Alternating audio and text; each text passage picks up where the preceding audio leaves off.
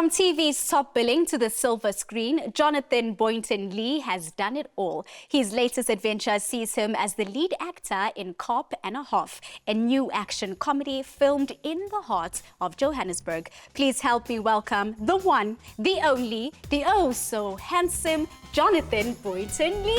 Thank you. Jonathan, welcome to the show. How are you feeling today? I'm feeling great. It feels like I'm back with the family. We've got so many familiar faces behind the camera and on sound. It's like back with the top billing fam. I love it. Oh, and we love having you back. Now, there is just so much to unpack with you. You have a new movie coming out. That means red carpets. Please tell us about this new project of yours. Yeah, it's, as you can see, I'm exhausted. The premiere was on the 20th, so it's been a while now. Lots of media, lots of running around and the craziness that comes with launching a movie. Cop and a Half, it's been received so incredibly well. We've gone global, South Africa to the world. It's making history for filmmaking, and we're just celebrating South African talent, which is what we wanted to do from the beginning. Oh, that's so amazing, and what a perfect way to do it. Now, I'm sure there's many people that have watched the movie already that don't know that you did your own stunts. We have our own South African Tom Cruise. Please tell us about the training and the preparation that went into getting ready. Well, the reason mainly was because we were on such a tight budget, so there wasn't a lot of rehearsal time. We couldn't sort of choreograph things, Hollywood is choreographing for months ahead of the fight scenes. But we did have an incredible stunt team. SAS and Leon and those guys were the OGs of stunts in South Africa.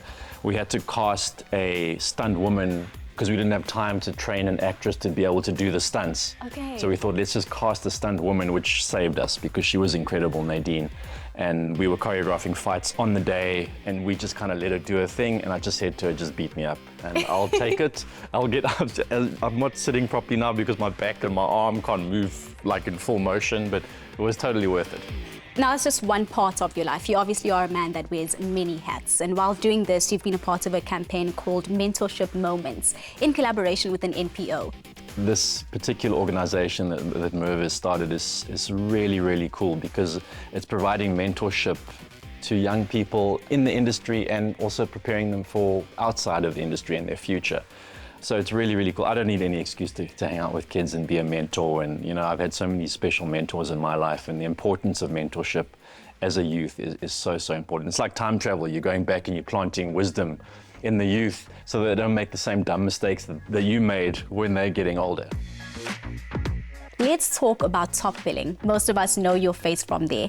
Can you walk us through that very first audition you had and how you felt on that day? Oh, I was terrified. Please don't cut to my audition. I know you guys want to. I don't need people to see that again. It was so bad.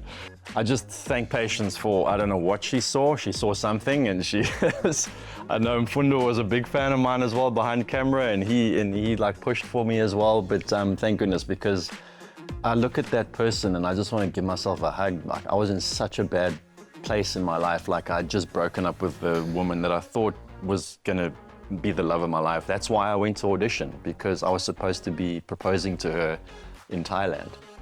And I was like, no, let me kill time. I was like crying just before the audition. I'd just been bawling my eyes out like in the stadium. I was a wreck. So when I look at that audition, I can see like how fragile I was at the time and how broken I was, and this like deer in headlights kind of look. So I still don't know what they saw, but they saw something. So it was, what an incredible journey, yeah. What are some of your highlights that you remember from that time? Obviously, all the overseas travel. I loved the celebrity interviews because I'm a movie person. So getting to interview like Bruce Willis and Channing Tatum and Cameron Diaz and, all the big movie stars that you watch, and Hugh Jackman and everyone that I loved watching growing up. That was really cool. Obviously, you're like a family with the crew, and it's a very small crew. People think top billing, glamorous, like 20 people on set, and it's like 1 or 2 or 3 of you, and you're traveling and you're becoming very close. And I love the camaraderie and the family of it, and experiencing these places and the craziness of it, and the time restraint. And it's just, the stories are so amazing. It's impossible to.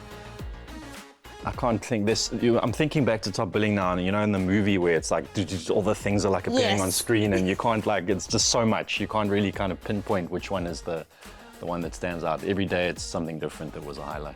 I'm so glad that you spoke about Presenter Search, because we all know you did that, you won, but then you went to do Strictly Come Dancing as well and won that. It must have been such a crazy time. I'd never danced in my life. Okay, that's a surprise. Never. No, That I didn't know. No, but after the first week of rehearsals with Hayley, who was amazing, she was like incredible. She had booked a holiday with her husband because she said we're going home after week one. She was like, there's no ways we going anywhere in this competition. And she just said, like, just dance basically half naked for the first one, which I did. I was like a cowboy. And she said, we'll rely on votes. And we got the lowest scores in the history of the competition, but the highest audience vote. So everyone hated us because we were always at the bottom of the scoreboard, but And the yet there audiences you were are just going pushing through. us up. Just in time for me to kind of get okay to push us through. And then eventually at the end, I was like, okay, the ballroom stuff was I was clicking. Oh my goodness, I love to hear Somehow that. we won. Again, I don't know how. I know there's a lot of young men watching the show at the moment who have looked up to you, still look up to you now. What are some words of wisdom that you can throw at them? My biggest thing is don't just dream at night, dream all day, dream for a living. I love that. So many people just don't follow their passion because they're scared. Yeah. You know, and you know, everything we want is on the other side of that fear. So touching on that mentorship thing in top billing, the importance of mentorship, you know, Simba Yes. is the perfect example of someone that, Oh, no, don't do that because you're going to make me do it. yeah. I love that so much. I don't think people realize that it's actual relationships that are formed. Like, it's not just TV, you know? Yeah. And I'm wearing makeup, Jonathan, I can't cry. So he's a perfect example of what a mentor can do. Because when I started with top billing, I'd never presented before, so yeah, I'm here because of that. Yeah. So I'm going to give you a hug because we need this. I love that so much because I think it speaks to the importance of mentorship. And we've spoken about mentorship in the context of you providing it for other people. But who were some of your mentors, your supporters coming up? Yeah, obviously my parents, you know, unbelievable in addition to Simba who picked up the top billing. But just growing up, my dad was a staunch kind of businessman. My mom worked at a nursery school. They knew nothing about TV and film and anything that other than a 9-to-5. So it was very difficult for them to understand their son wanting to go and study drama and be on a theatre stage and act.